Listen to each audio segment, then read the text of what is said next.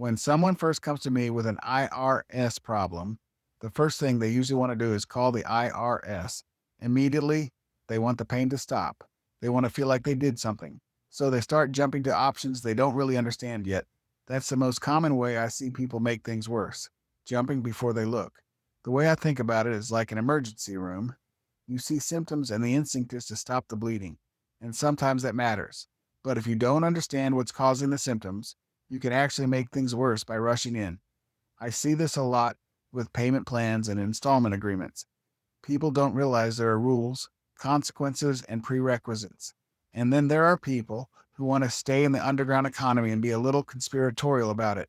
I tell them, once you're in the process, we need to be as honest as possible. Anything else just creates more risk. The problem is the IRS doesn't care that you meant well. It cares whether things are done in the right order.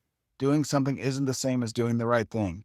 And when you jump to the wrong tool, you often end up with a worse result than when you started. Before you decide what to do, you need to understand what the IRS thinks is happening. In every situation, there are three versions of the problem. There's what the IRS thinks, there's what actually happened, and there's what you think happened. When those aren't aligned, you can end up solving the wrong problem. Some situations are collection problems, some are compliance problems, and some are just mismatches in the IRS records that need to be corrected. Most people skip this step and go straight to solutions.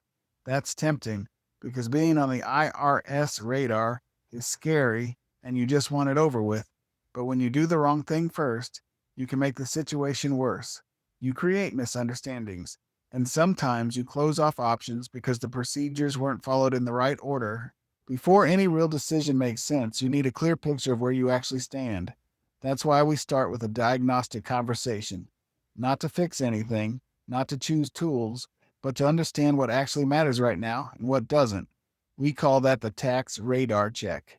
This isn't about doing nothing. It's about doing things in the right order. When you understand what's actually happening, the panic drops, the decisions get clear, and the path forward makes more sense.